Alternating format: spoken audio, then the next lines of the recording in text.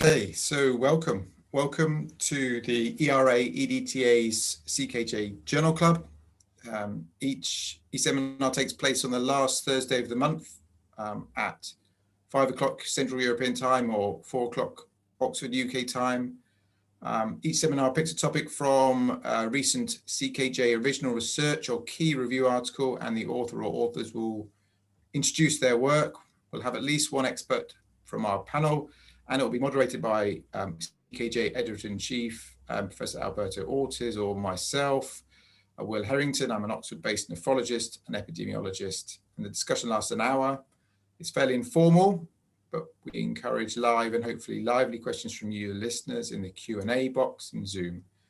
It's recorded, and it will be made available on various video platforms afterwards, so keep an eye on social media for the relevant links.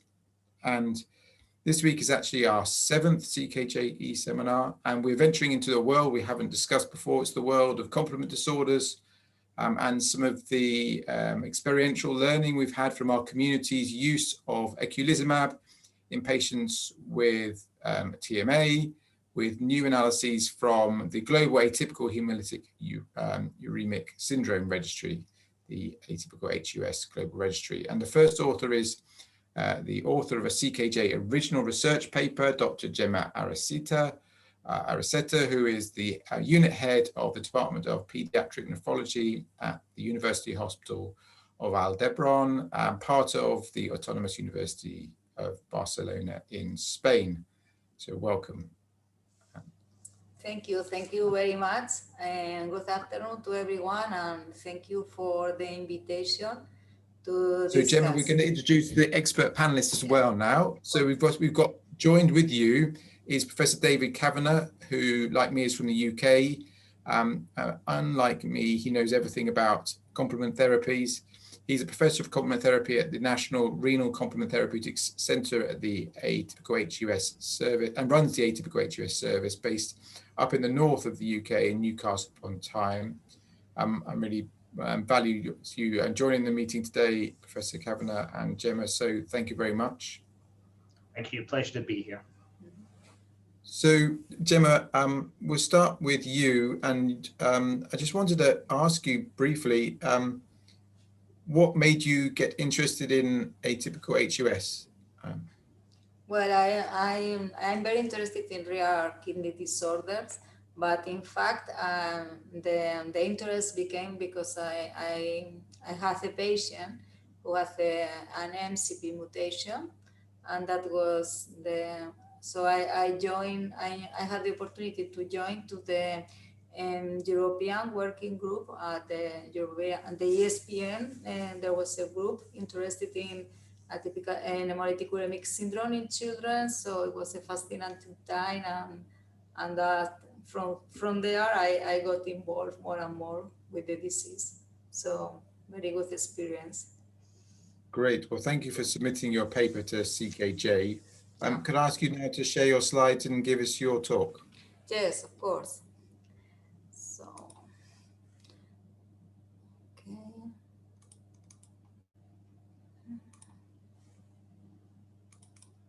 Okay, so this is my disclosures.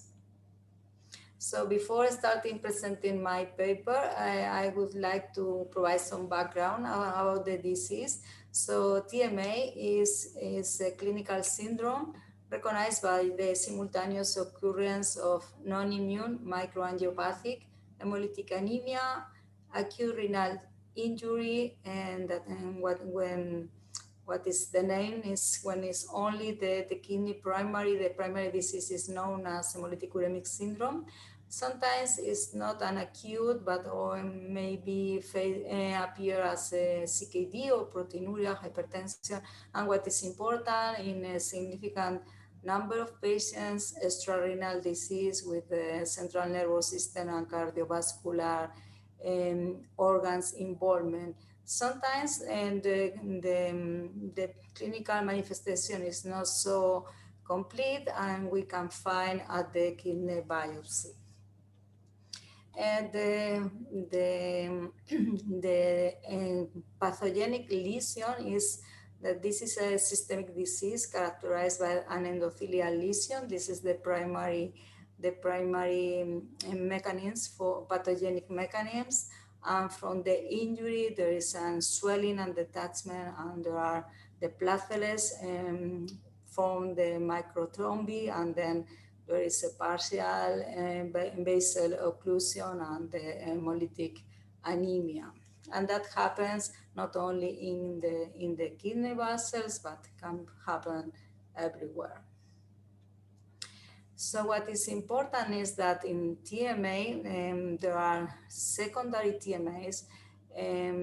Classically, we have divided TMAs in secondary when there are different environmental factors like medications, infections, kidney disease, autoimmune disease, or whatever, and primary TMA. And from primary TMA, we need to differentiate between an hematological disease, that is TTP, and which has a marker that is low advanced 13 activity, and primary haemolytic uremic syndrome. The most frequent one is associated with infection, and when none of these options are fulfilled, they don't fulfill criteria as an exclusion criteria, we need to consider atypical HUS that nowadays is named complement-mediated hemolytic uremic syndrome, where patients present genetic variants, pathogenic variants, or autoantibodies against complement genes, and they have a complement dysregulation. Sorry. What happened with those patients with complement-mediated or atypical HUS is that they have a dysregulation on the cell surface, and you can see here that in comparison with a healthy individual with a normal regulated complement activity, those patients with atypical HUS, they have an activation, a pathological activation of alternative pathway of complement, and they have an increase in deposits of C3 convertase on the surface of the endothelial, and whenever they have an exposure to an external anacariot or environmental factor, and there is an amplification loop, and there is the formation of the attack membrane complex, and then there is a cellular lesion and damage. So there are at least eight different genes, complement genes, and some some genes from like thrombomodulin, and they have been related, associated with the occurrence of atypical HUS in patients. And there are also some acquired patients with autoantibodies against factor VIII, and still there is a large proportion of patients without identified mutations or pathogenic variants in complement genes who have atypical HUS as well. So currently we have the way we face the disease nowadays is that patients present with TMA, and we have patients with primary TMA, but after exclusion of TTP or STEC-related HUS, and there are patients who present complement abnormalities, complement dysregulations, but there are other patients we previously considered to have secondary forms of TMA. Nowadays, we know that those patients with metabolic diseases or infections, autoimmune diseases, or malignancy, some of them also may present complement dysregulation. So it's not so clear, not only that there are patients with a genetical predisposition, but also the environmental factors are very important for the disease. And what is also important is that whenever the mechanisms, the underlying mechanisms of genetic defect, these patients present on the surface, what happens is that all the mechanisms providing the overactivity of complement, they are based on C5 convertase activation, and because of that, these mechanisms can be the mechanisms of the lesion and the membrane attack complex formation can be stopped and can be controlled by the C5 blocker, and that is Eculizumab.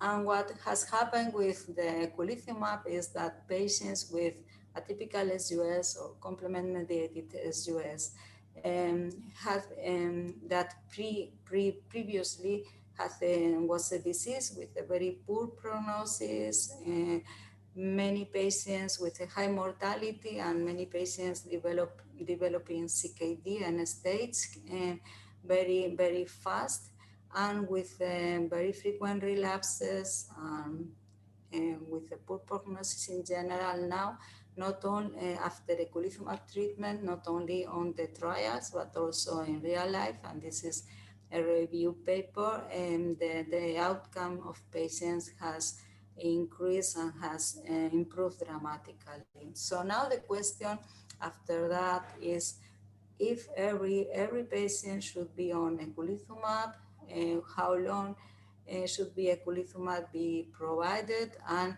what are the risks of stopping the treatment. So because of that, we decided to analyze the outcome of patients who discontinued Eculizumab, patients with atypical HUS, and based on the global HUS registry. And for that, we present our paper. So I'm talking about the TMA recurrence risks and renal outcomes in this population. So we, as I have said, Eculizumab modifies the course of patients with atypical HUS. But the data evaluating whether treatment discontinuation is safe are limited. The study was based on the global HUS registry patient data analysis, and the primary endpoint was the proportion of patients presenting with TMA recurrence after Eculizumab discontinuation. And the secondary endpoint was to analyze the change in estimated GFR from the time of Eculizumab discontinuation to the last available follow-up, and some other exploratory endpoints like the number of TMA recurrences, time to TMA, proportion of patients restarting Eculizumab, and changes in renal function over time. So this is the population that was enrolled, the patients enrolled in the global registry at the beginning. And we include in this analysis patients who have evidence of response to Eculizumab and who have received at least 1 month of treatment prior to discontinuation and had at least 6 months of follow-up after the initial discontinuation of Eculizumab, or had less than 6 months, but because they had had a recurrence before 6 months. And these are the criteria for hematological or renal response. And we exclude those patients who discontinued because they became to be chronic dialysis patients or had a bone marrow transplant or another disease. And from this inclusion and exclusion criteria, those who met the study criteria simultaneously, and they turn out to have an analysis of a subgroup of 151 patients. So, and these are I'm not going to repeat the inclusion criteria. The reasons for Eculizumab discontinuation, in most of cases, was by physician advice. And some of them, they say because improvement in condition of the patient. And what is also important is that the TMA recurrence was defined not by that, but was actively indicated by patient-treating physician. They had to report to the registry that the patient had a recurrence. Eculizumab discontinuation was defined as longer than 30 days, between doses. So 30 days after the last dose of eculizumab. So these are the characteristics of patients stratified by TMA recurrence. And you can see from the 151, there were few patients with an incomplete information. So the final group was 146.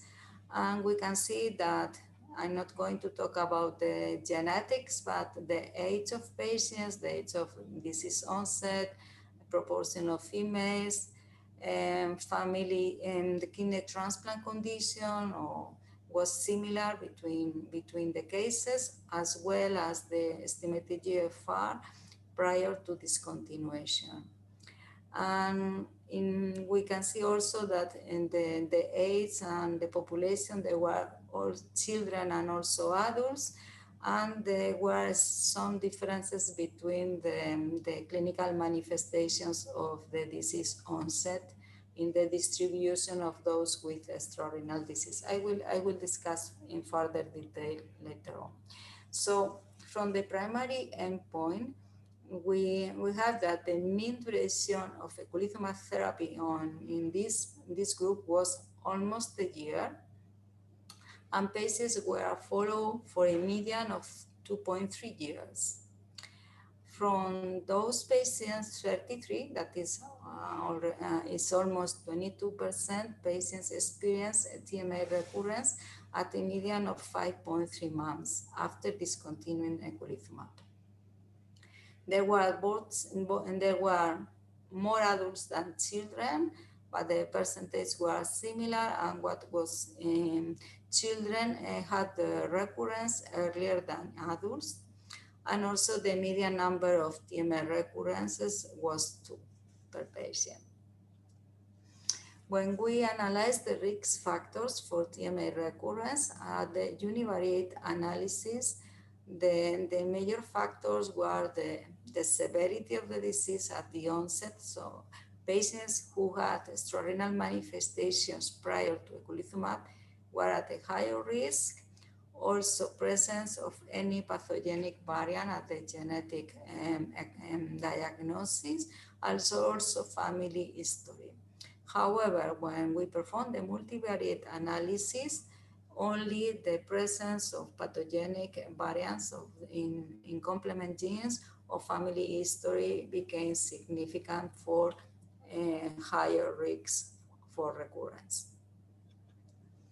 These are the complement pathogenic variants that we found in our groups. You can see that there is a less number of patients who were tested for at least 5 pathogenic variants, or with a complement and with a quite complete analysis. This is one of the limitations of the study. But in general, we can say that a higher proportion of patients who suffered a TMA recurrence after discontinuation have unidentified pathogenic variant in comparison to those who did not present recurrence.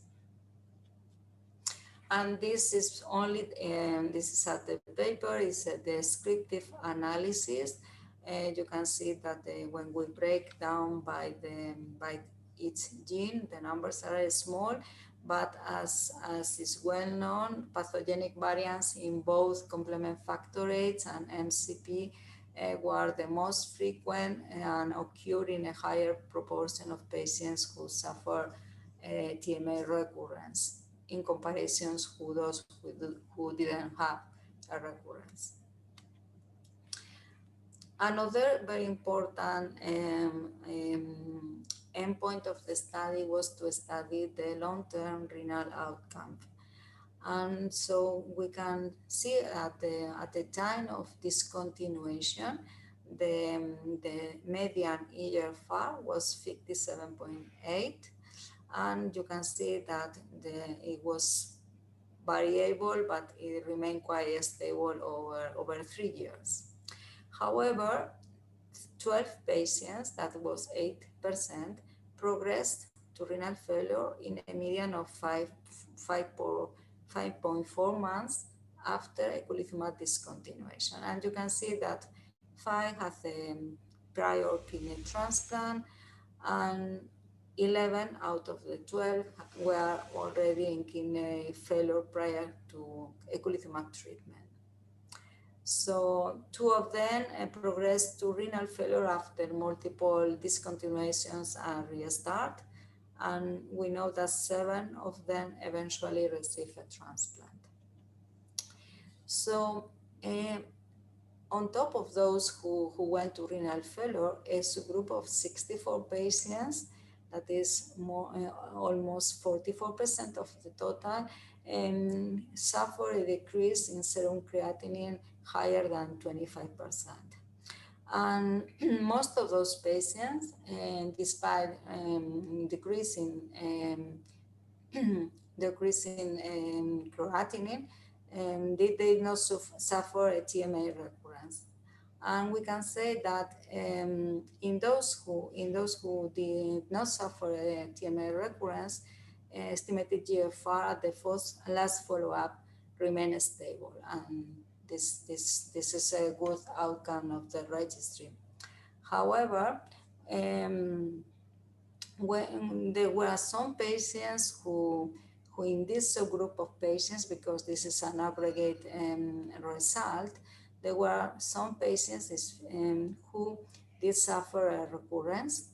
And we can see that in those patients who presented a recurrence, and all of them restarted eculizumab, we could see that 6 out of 9 maintain an unstable estimated GFR over time. So other additional outcomes is that 40 patients, this is 27%, experience an extrarenal manifestation. Most of them suffer a TMA recurrence, but there were patients without a recurrence who had extrarenal manifestations. And also at the last available follow-up, a higher proportion of patients were receiving antihypertensive medications compared to at the time of eculizumab discontinuation. So that means from patients who discontinued treatment, and the requirement of antihypertensive medication increased over time. What are the limitations of the study? First of all, patients were selected from those who had an initial response to eculizumab, which likely biased the results towards favorable outcomes. Data collection is limited because it's a registry, and it may not have been as extensive as we can see at the clinical trials. And there is a potential for underreporting outcomes because this is a voluntary registry. So to discuss this paper, I'm going to show a few slides about what is known about patient outcome after discontinuation of eculizumab. And within years, we have seen different, most case reports, but also some cohorts of patients with complement gene mutations who presented or not, who relapsed or not after eculizumab discontinuation, and there were different outcomes reported about recovering after restarted treatment. Also more recently, and at the same journal, Menz and collaborators, they analyzed the outcome of patients who had been part of the seminal trials for eculizumab approval. And what they demonstrated is in those patients who had atypical HUS and who received eculizumab, those who were off treatment, they have 2.7-fold change, increased change of presenting TMA. So from those on treatment, and the TMA manifestation rate per 100 patients year was 7 and was more than twice, almost 3 times in those who were off treatment. And also they demonstrate that in those who were receiving a non-label regimen, that means reduced dose, also then there was an increase on TMA rate in comparisons with those who were on label dose. There is also the study of a multicenter French study, and they analyzed 55 patients. It's an open prospective study, patients who were discontinued Eculizumab after more than 1 year of treatment. Then some of them had complement gene mutations, and 23% of patients, which is a very similar rate, presented recurrence. And in this study, women, patients with complement gene mutations, and those with increased serum C5b-C9 level were at higher risk. And most of them were able to recover baseline GFR after restarting Eculizumab. And you can see here that those with genetic mutations were at higher risk of recurrence.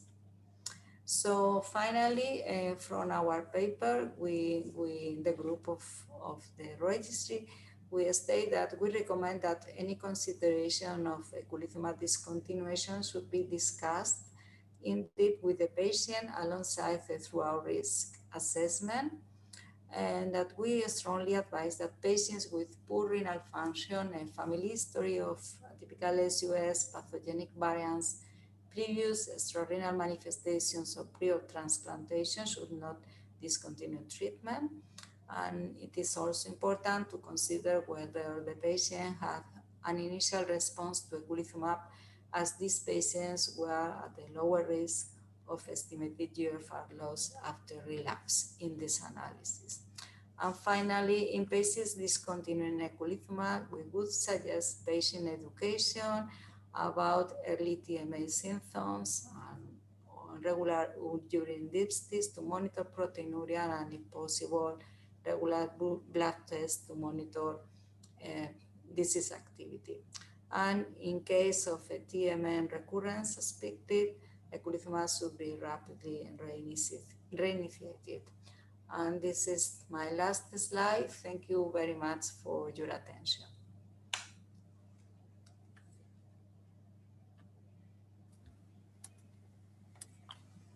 Thank you so much, Gema.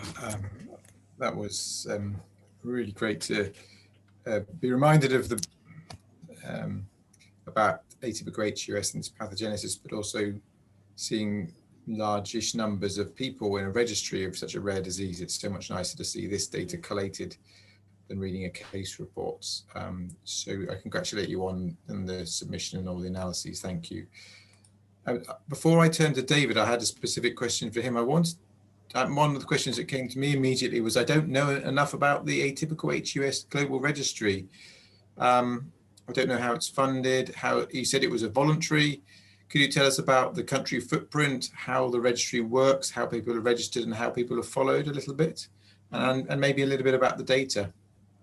Okay, yes, so the registry is a registry that is sponsored by Alexion Pharmaceuticals, and it's a requirement of the agencies, the EMA and the FDA, to monitor safety and efficacy after the drug approval. As you know, this is a very rare disease, and the approval was based in a limited number of patients, and that is the requirement is to continue registering the patients at least 5 years.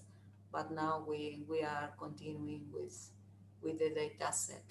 And the registry works as an observational research project and has an advisory board. I'm a member of that advisory board. And is open in different countries, different sites. And the physicians, they became investigators as when they participate at the registry, at the study, I mean. And what happens is that patients have to consent to be part of the registry, and it's a data set that we are trying to improve over time, but the beauty is the large number of patients. That's great. So it will continue to grow over time, and I'm sure there's more interesting analyses that will come as the data becomes richer and larger in numbers. David, can I turn to you a bit, and maybe you could start off by introducing what you do at the National Renal Complement Therapeutics Centre, and maybe talk a bit about what data you also record, that you record things which are similar to this registry. Yeah, so I mean, thanks, Will, for inviting me, and thanks, Gema, for a fantastic talk. As always, Gema gives a wonderful talk, and the data is really interesting. In the UK, some patients are enrolled in this. It's a bit sporadic. In the UK, we are slightly different in that we have a single centre that essentially manages all cases of atypical HUS. And I suppose because of that, we are able to follow the entry criteria for the trial absolutely clearly, the only difference being pregnancy, which wasn't included in the initial trial. So in the UK, you will only get Eculizumab if you meet the entry criteria to that initial trial. I mean, Gema's done a great job analysing this data. The data is exactly comparable to everybody else that's published on this. There is a bit of noise in this data. We should be aware of that. But I think Gema said that not everybody on this registry had actually been treated. Some of them are historic, so they're not all patients that have presented in the Eculizumab era. And the entry criteria for are just opinion-based. And the recurrence is purely opinion-based. And we're not entirely clear what analysis was done, as far as I can see. That's my understanding of it. For instance, things like STEC HUS, if you look at patients with STEC HUS, 5 to 10% of patients with STEC HUS will have no diarrhea. So unless you do all the diagnostic tests, even in people that you don't think of STEC HUS, you will enroll them. And I mean, there's nothing Gema can do about this. It's not her registry. It was mandated and funded purely by Alexion to meet registration requirements. So, but despite all that, Gema's data absolutely mirrors what everybody else has said. And the key message here is you can stop Eculizumab. If you don't have a mutation, you're highly unlikely to relapse. If you do have a mutation, you can relapse. If you monitor people closely, you can start again and they won't come to any harm. And that's probably, if you start looking at this, and Gema might want to comment on that, but if you look at this paper, there were 3 patients that restarted Eculizumab that had a decline in their EGFR, and they started 87 days after relapse, 192 days after relapse, and 310 days after relapse. So you have to question that data as to why we waited a year from somebody having a relapse to reinstitute treatment. And there's not a lot Gema can do about that. That's what's reported. And that's the problem with this registry. But despite that, the data mirrors everybody else. So it does kind of equate. So despite all the problems with an industry-funded registry where the data is not complete, it still gives you the right result. I would ask Gema a couple of things, all right? First of all, you've got DGK epsilon and thrombomodulin as complement genes. Yes, of course. They are not complement genes, they are related to the disease. That is what I listed then. And in benefit of time, I was convinced that would be a question. No, it's not a complement-mediated disease, and because of that, the response to Eculizumab is questionable, of course. But so, I mean, and I think we're probably worth discussing that in this meeting, because there are case reports out there And Will talked about the problem with case reports. And DGK epsilon is a relapsing remitting disease. If you do nothing, people get episodes of HUS and get better. So the problem is, if you treat a relapsing remitting disease with Eculizumab, they will get better. Now, there are 2 or 3 cases out there where patients on Eculizumab have had a relapse on treatment. And 3 of those have been DGK epsilon patients. So my view on this is that DGK epsilon is not dependent on the terminal pathway. There is a mouse model that suggests it's to do with VEGF signaling.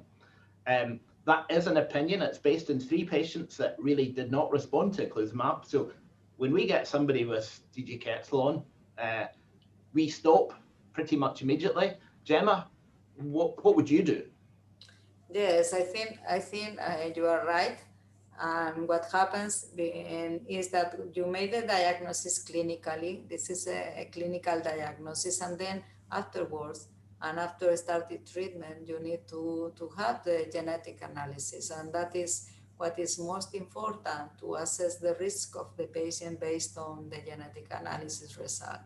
And if you have a patient who has no response to Eculizumab, you suspect that maybe a DGK patient, but of course, if there is no, as you are aware, there are few patients who have been described both with DGK and complement mutations, and they exhibit partial response. So as always in this disease, so difficult, you need to make the right decision for the individual patient, but that has to be after the correct diagnosis. So, but when you start treatment and you make the clinical assessment, you never need to wait for the genetic analysis. That will be the way you could assess the long-term risk and also the right thing to do to the patient. But at the beginning, if you have the clinical diagnosis, you need to start treatment as soon as possible to not to lose the renal function, and also to treat the extrarenal manifestations who may be very severe. And I think, Gemma, the extrarenal manifestations are actually quite high in this panel. Now, that's something else that doesn't equate with our experience. And I suppose it depends how you class an extrarenal manifestation, because most patients, if they're asked often enough, will tell you they've got a headache. And we've linked cardiovascular problems in there. And certainly in Alexion's literature, they will talk about pulmonary edema as a cardiovascular side effect, or pulmonary hemorrhage when they probably got pulmonary edema. And a massive MI that you might see with TTP is different to what you might see with a bit of fluid overload. And indeed, do we absolutely know that these extrarenal manifestations are indeed a TMA manifestation, or just the consequence of renal impairment that you might expect? Because they do seem quite high, and there's not much in the way of granularity about that data set. Did you have any more? No, I mean, you are right. As we were discussing later, what is important is that not every patient in the registry has been managed clinically the same way. So, and I think that is a big difference, that there are patients who got the medication in very, very dramatic circumstances, and some of them after quite a long time with active disease.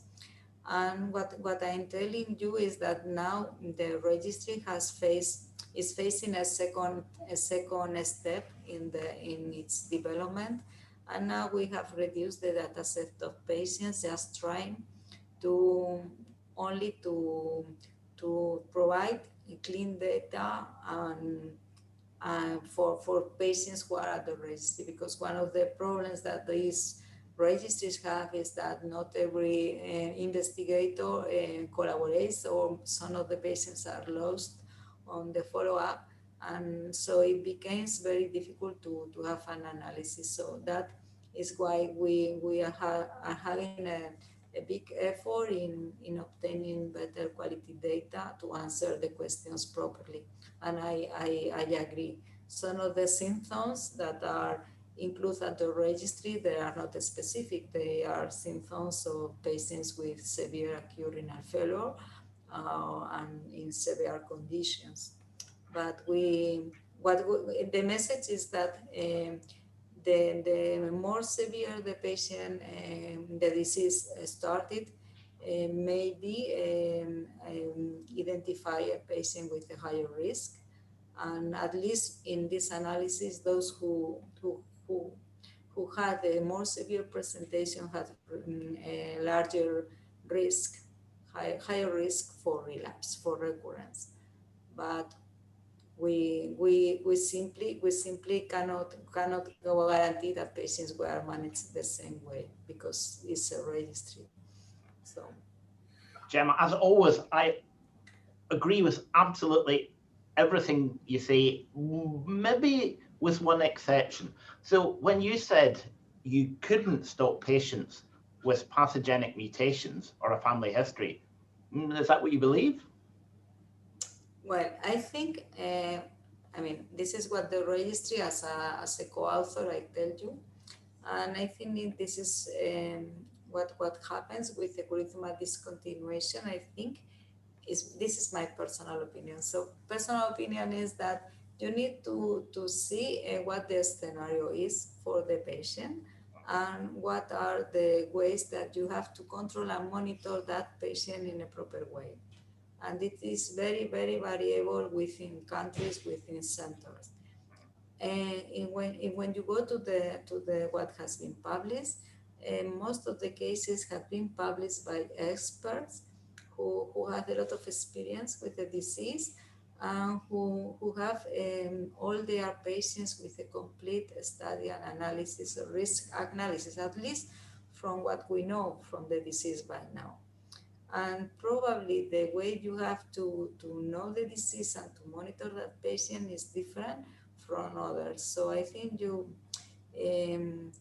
my advice would be, one, to discuss with the patient to discuss with the patient the risk, the individual risk. Also to see what the situation of the patient is. If the patient has an advanced CKD, I will never stop. Or if the patient has, for instance, I have some patients with disability after disease, so it's very hard to stop those patients. Never I will do that. Or if the patient has already had a transplant. So for those patients that we know that the response to Eculizumab is not so great, I will never stop. For others, I think you need to discuss with the patient, and also it's different if the patient has had a severe complication of the medication or not.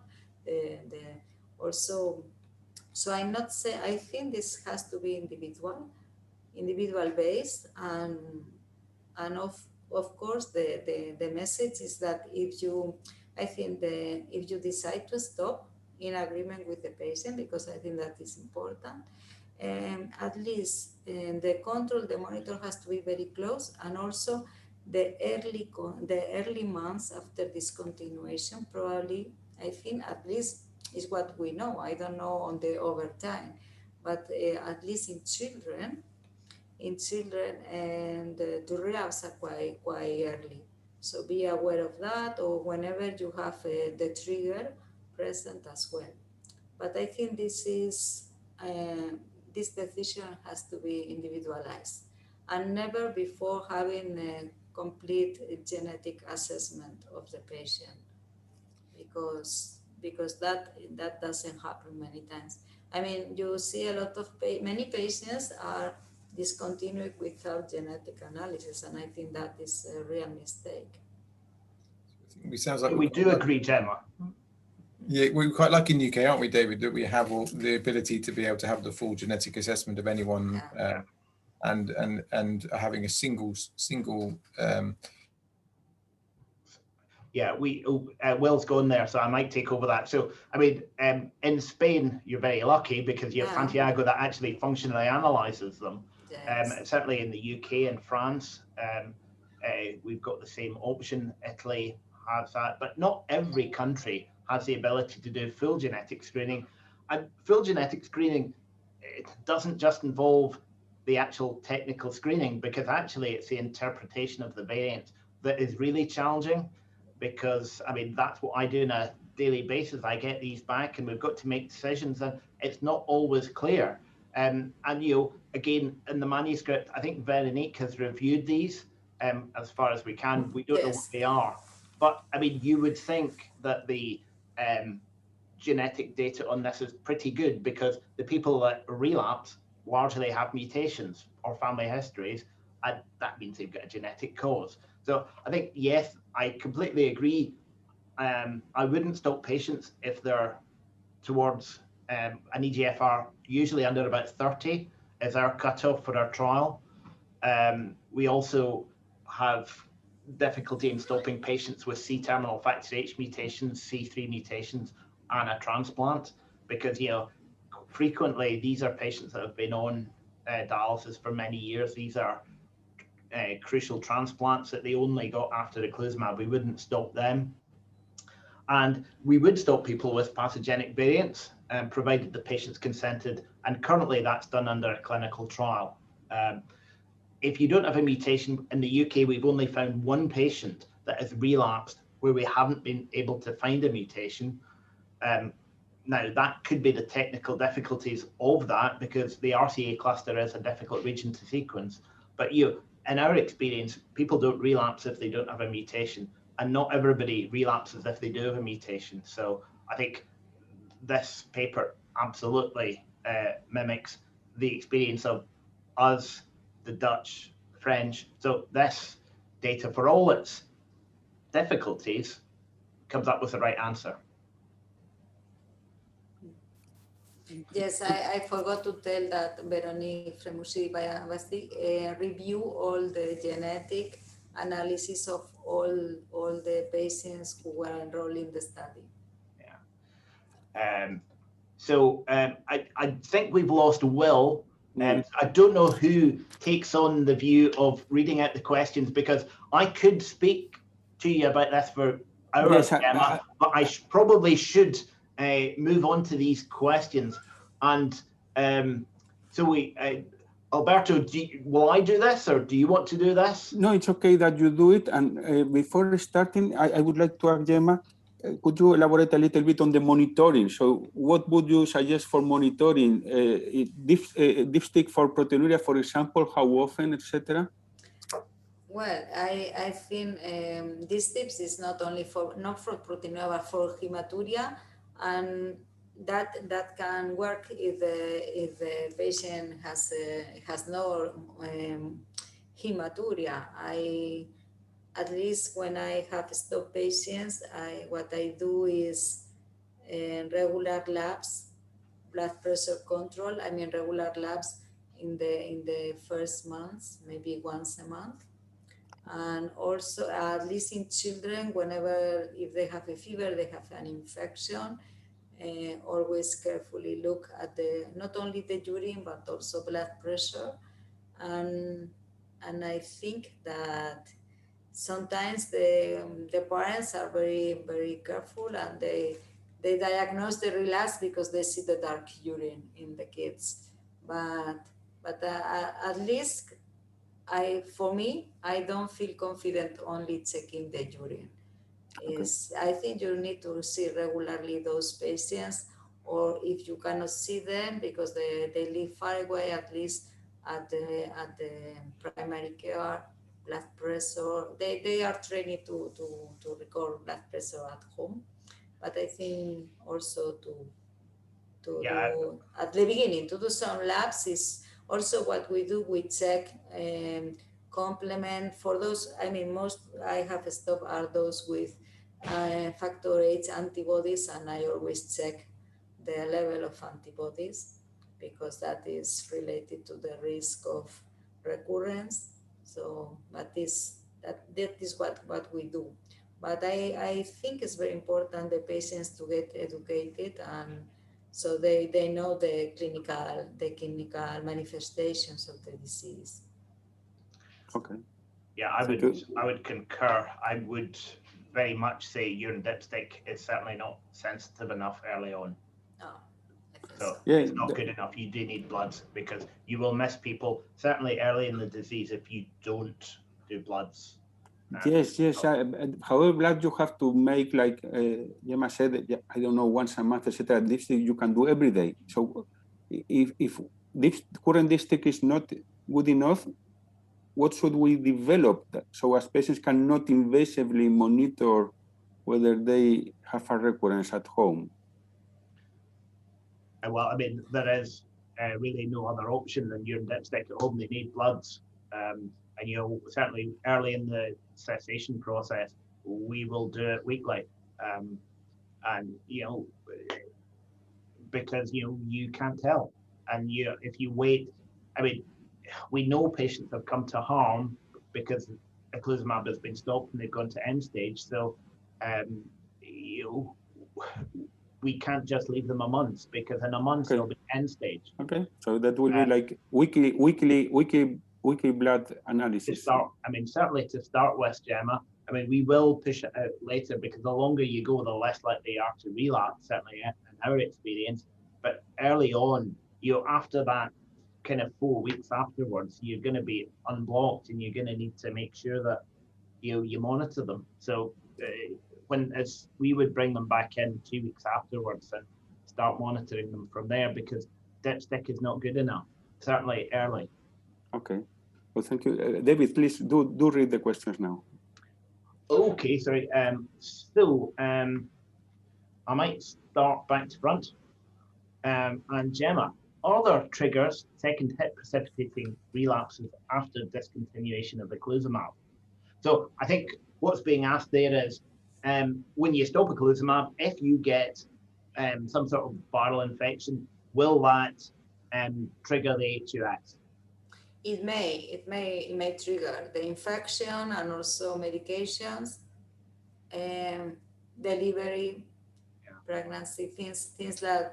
But of course, infections. Whenever you have an infection, the patient needs to be aware to self-control the urine, the blood pressure, whatever. Yeah. So, Gema, what do you do in somebody that you have stopped Eculizumab on and say they get an infection or even get a vaccine? Very topical at the moment. Yes. Okay. If the patient is stopped in the early phase, I probably will check the patient at the clinic. I will tell the patient to come, and so you examine the patient and probably you decide to perform some bloods if the discontinuation has been early. Otherwise, you can check clinically, and if in case the patient is getting sick, you will see the patient.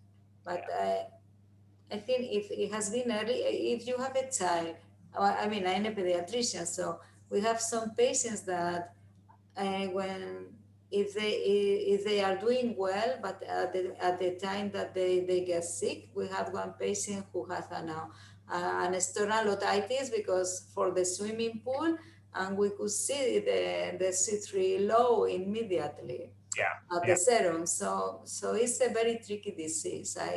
I think patients should be closely monitoring, not to get confidence because, So, sorry, well, I took over asking the questions, so apologies for that. I started at the bottom. So I don't know if you want to take over. No, carry on, David, just in case I decide to relapse. And, all right, okay, yes. So I think there's a question there about dose reduction and interval extension and monitoring disease. So, Gema, do you reduce the incidence based on CH50s, or do you do those as standard? Okay, what I mean, we personally do a standard in children, but we now at our hospital we monitor the level, so we are learning, and I believe that in future probably we will go to a more personalized dose, but we are learning. So for adults there is a study going on trying to adapt from those who are stable, so they are carrying a study and trying to monitor patients based on Eculizumab throw level. Yeah, I suppose it is a quite interesting question because in pediatrics, you have the problem that they're not one size, they get bigger. And adults, well, they can get bigger, but usually around the waistline. But certainly in our experience, children, you're constantly looking at the dose, looking at the weights. Do you need to checking the CH50? In adults, it's a similar problem. I mean, we do have some patients that you do need to increase the dose. So it's not a one size fits all. And probably the obvious one is in pregnancy, where really, by the time you get into the second trimester, you're really having to increase the dose frequency. And what we do is we measure CH50s before the next dose, because in pregnancy you need a lot more, and it's a risky time. So to that question, you don't do that. We certainly don't really toy with the interval extension or weaning, because our view is that there's no point in weaning. You either stay on it or you stop, because what's the point in being partially blocked? That was our feeling. You do need to monitor CH50s, especially early on, so you know you've got the right dose in pregnancy. So another question, does family history mean positive mutation in asymptomatic family members or symptomatic HUS in family members? So I think does this mean, this is probably the question about penetrance of disease. Yeah. So certainly the two things in your multivariate analysis that came out were if you had a family history or if you had a mutation, and they were probably mostly the same people. And the question there is, did they relapse because they were the ones that actually had atypical HUS, whether if the other ones didn't? And do you want to talk a bit about penetrance and what you do for genetic screening in families? Well, I can tell at the registry, when we said family history was positive family clinical, so patients with clinical HUS, that is at the registry. But now our policy is that whenever we identify a mutation, we always check the family. Not because, and there is very common that more than one member of the family to have the same mutation. And so what we do is only we address that they have the risk. We don't follow those patients, but there is a very nice study by Santiago Rodriguez de Cordova group and so others saying that the risk, the assessment risk is not only based on the mutation, but also if there is more than one gene affected, and also the risk, the polymorphins of complement factor 8 and NCP genes. And what we try is to assess the risk in the family, and so they know that they have the genetic risk.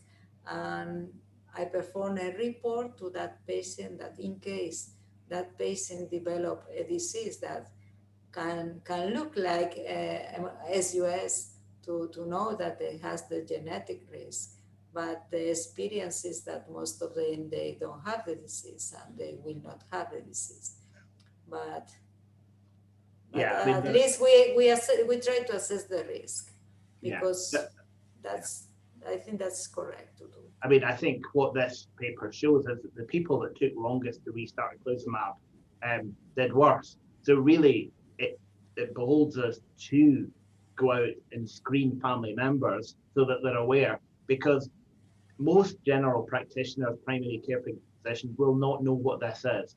And if they go, and usually the early symptoms are very non-specific, they might have a cough, and generally a primary care physician will say, it's all right, come back in a week, and if it's not better. And the problem is, in a week, your kidney function is gone. So I do think we really need to screen patients, make them aware, and really empower them, because I've had patients that go to GPs and they say, the GP, they phoned me up and said the GP won't do bloods because he says it will get better.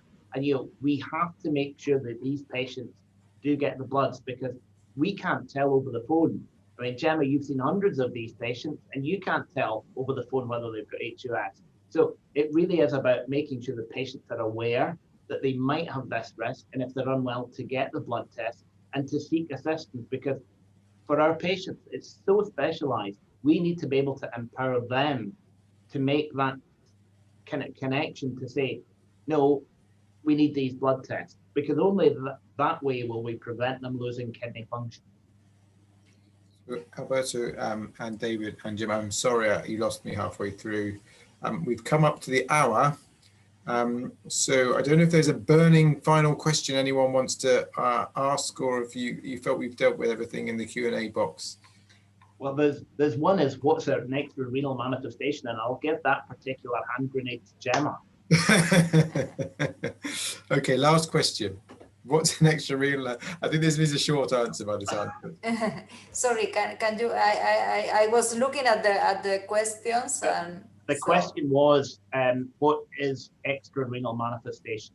Oh, extrarenal manifestations. Okay, so it means that those patients may have central nervous system involvement, as most of them may have, the irritability or small or convulsions, but also severe manifestations like a stroke, for instance, and cardiovascular disease. And what I didn't have the time, but when you have a patient with atypical HUS, you need to screen the patient from the extrarenal involvement. So you need to check the heart with an imaging, so also pericarditis and polycerositis.